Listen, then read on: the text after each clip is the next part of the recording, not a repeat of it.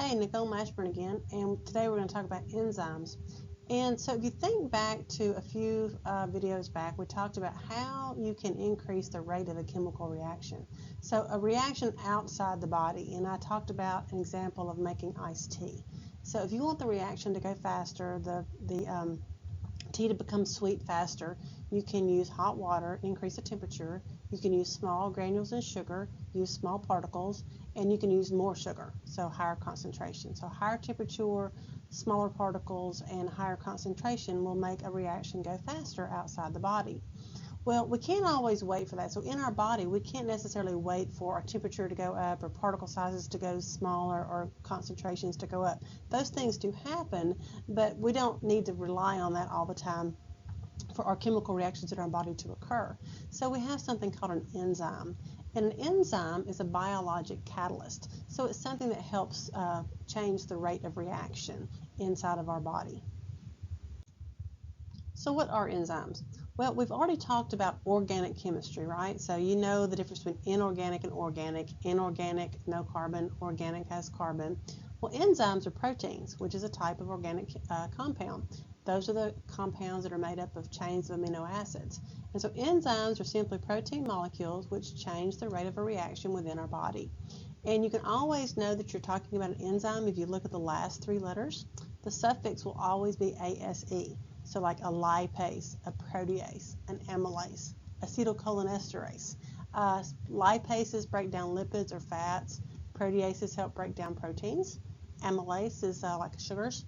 And acetylcholinesterase helps break down a neurotransmitter called acetylcholine. So whenever you see that ASE, it's an enzyme, and it's going to help change the rate of a reaction.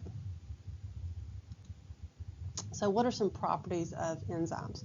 Well, these are catalysts. So remember, like a catalyst, like throwing gasoline on a fire. So it's a substance which can change the rate of a reaction without being consumed by the reaction. Okay, so gas is kind of a little bit different because when you throw the gas on the fire, it's consumed, it's used up.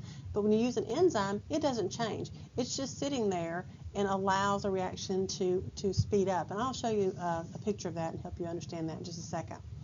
They're proteins, and they act on other molecules, and you call those other molecules substrates. So the substrate is simply the molecule that the enzyme works on. So let me show you a picture and show you what I'm talking about. So let's imagine that this is the enzyme, okay, and these are proteins. Remember, if you think back to proteins, they have shape. You have those primary shapes and secondary shapes and tertiary shapes and quaternary shapes, kind of global or round shapes. So enzymes have a specific shape, and they usually have somewhere that something can bind. And so this is called the active site. This is where the substrate that you're going to act on, where it can actually bind. So here's my enzyme. Here's the place, the active site, where my substrate, and let's pretend the substrate is this triangle and circle, and they're going to bind. And in a degradation reaction, the enzyme will actually cause these things to break apart into products. So imagine a lipase. You could take a lipid and it would bind in the active site, and the enzyme would act like scissors, and the scissors don't change, they just cut whatever you're cutting and break it apart. Okay, so the enzyme helps you break that apart. And these things would stay together forever if something didn't break them apart. So the enzyme helps to speed up that reaction. They might eventually break apart, you know, and I will never say never. Eventually they would break apart, but the enzyme allows them to break apart faster. Now, enzymes can also help you make things. So here's an example. If that substrate was to come in here and here, and the enzyme could synthesize it or put it together, and you would get the product. So enzymes can break things down or put things together, but they break them down and put them together faster than you would expect them to occur just sitting out there with nothing else going on. So enzymes are really, really helpful. We're going to talk about enzymes when we talk about protein synthesis. We're going to talk about enzymes when we talk about DNA replication. We're going to talk about enzymes when we talk about muscle contraction. So there's a lot of different enzymes out there, and so I just want to give you kind of a basic understanding of what they are. You could definitely look in your book and read some more about this. Would be a great thing for you to do because enzymes are really important. Enzymes are suited to the needs of each cell. So depending on what kind of cell it is, you're going to have certain kinds of enzymes. So for example, cells that would be around your small intestine and involved in digestion would have things that you would use to break down sugars and fats and proteins and things like that. You wouldn't necessarily have those same enzymes in your skin. So each cell, depending on what its job is going to have specific enzymes. Sometimes you're going to have like an inactive precursor, so there's an enzyme that's kind of hanging out, waiting to be turned on. And sometimes they have to be inactivated or turned off. So enzymes are sitting out there. Sometimes you have to turn them on and sometimes you have to turn them off, and we'll talk about some cases of that as we move along as well. But again, each cell type has specific enzymes that are suited to what that cell does. Enzymes are really good at transforming energy. Remember, we talked about different forms of energy. You have mechanical energy, chemical energy, radiant energy, electrical energy, all these different types of energy that can be transferred or changed from one form to the other. So I'm giving you two examples of the way enzymes can do that. And one of them is photosynthesis. And so if you've had biology before, you know that photosynthesis is the way plants make sugar. So we don't do this, only plants do this. And so photosynthesis can take the radiant energy from the sun and they can turn it into carbohydrates or chemical energy. And so enzymes are required for the photosynthesis process. So you take the sunlight, the plant takes the sunlight and uses that radiant energy and converts it to chemical energy by forming carbohydrates. And carbohydrates are a form of chemical energy that we can use, and that's really important. So you can take an enzyme and do that with photosynthesis. Now, in our own bodies, not plant bodies, but in our own bodies, we use cellular respiration to make energy. And when I use the word respiration, I mean, we all think of breathing. And yes, that's respiration, but cellular respiration is a whole different thing. This is the mechanism inside of cells, how they make ATP. And we'll talk about cellular respiration when we talk about cell biology. But cellular respiration is the way we take carbohydrates and glucose specifically and turn that into energy. So we can take the energy found in carbohydrates and turn it into ATP.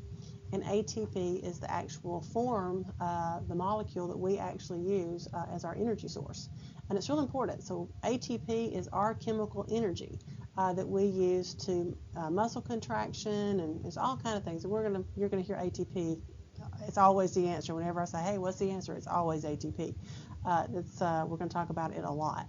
So we use our enzymes to convert sunlight to carbohydrates using an enzyme, and then we can take those carbohydrates and turn those into ATP using an enzyme. So they're very important. That we definitely need our enzymes. Sometimes enzymes need a little help, and so they may have a cofactor or a coenzyme. So a cofactor is something inorganic, like an element like magnesium or zinc or iron. So you may have an enzyme and it won't work unless it's in the presence of one of these cofactors. It may need a coenzyme, and that's an organic molecule, like a vitamin. So again, so enzymes can work, but sometimes they need a little help. So either a cofactor, which is inorganic, or a coenzyme, which is an organic molecule. Some other things that affect how well enzymes work. Temperature. So just like in a regular reaction outside the body, hot water and dissolving your sugar faster, the higher the temperature, the faster your molecules move, and so the faster an enzyme can work, because the enzyme and the substrate, they have to get together. Those are molecules and compounds. They have to be moving around and they have to be able to find each other. So the higher the temperature, the faster those enzymes and substrates can find each other, and so the reaction rate will go up. pH. pH can affect the rate of how an enzyme works. And remember what pH is. So this is kind of a review thing real quickly. What is pH? pH is simply a measure of how much hydrogen is in solution. So the more hydrogen you have, the more acidic you are. The less hydrogen, the more alkaline the solution is. And so some enzymes work well in acidic solutions, and some enzymes work better in an alkaline solution. It kind of depends on where it is. So in the body, especially think about the digestive system. There's parts of your digestive system that are real acidic and parts that are real alkaline. So those enzymes are suited to be in those specific places. The concentration of the enzyme. Obviously, the more enzyme you have, the faster the reaction. So if you need to increase the digestion of food, so maybe you have fat in your digestive system, so you'd want to use a lipase, which breaks down fat. You'd want to release lots and lots of lipases into that area to break down all that fat.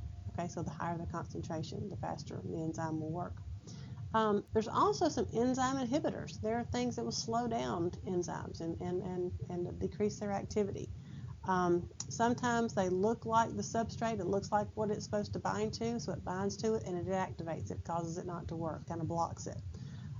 Sometimes things will attach to an enzyme and cause it to change shape and it won't work anymore, so it kind of blocks its ability to work. So there are things that will block enzymes, and when we talk about some of the drugs that we use for mood altering drugs, we have some enzyme inhibitors that we use to help modulate our moods, and we'll talk about some of those when we get into the nervous system. So again, enzymes are very important, and there's ways to increase and decrease their effectiveness. So if you haven't had a chance, look in your book, read just a little bit about enzymes, because this is something that we're going to talk about, and we'll use these terms and kind of expect you to have a baseline understanding of what it means.